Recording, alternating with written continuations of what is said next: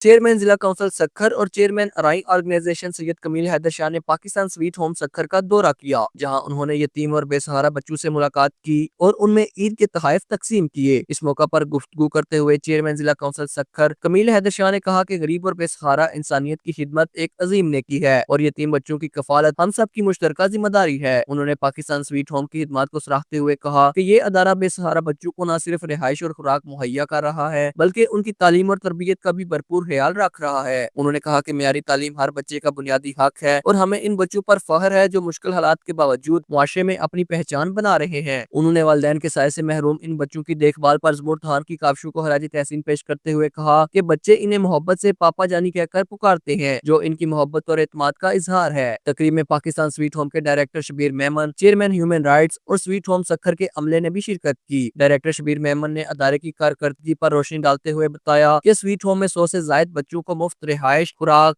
تعلیم، ادویات اور دیگر بنیادی سہولیات فراہم کی جا رہی ہیں، جبکہ متعدد بچے اعلیٰ تعلیمی اداروں میں زیر تعلیم ہیں۔ اس موقع پر ایک دستاویزی فلم بھی دکھائی گئی جس میں سویٹ ہوم سکھر کی خدمات اور بچوں کی سرگرمیوں کو اجاگر کیا گیا۔ چیئرمین ضلع کونسل سکھر نے اس عزم کا اظہار کیا کہ وہ اس فلاحی تنظیم کے ساتھ ہر ممکن تعاون جاری رکھیں گے اور مہیر حضرات سے بھی اپیل کی کہ وہ آگے بڑھ کر ان بچوں کے روشن مستقبل کے لیے اپنا کردار ادا کریں تاکہ یہ بچے معاشرے میں عزت و وقار کے ساتھ اپنی زندگی گزار سکیں۔ Aqeel Qureshi, JK news, Sukkur.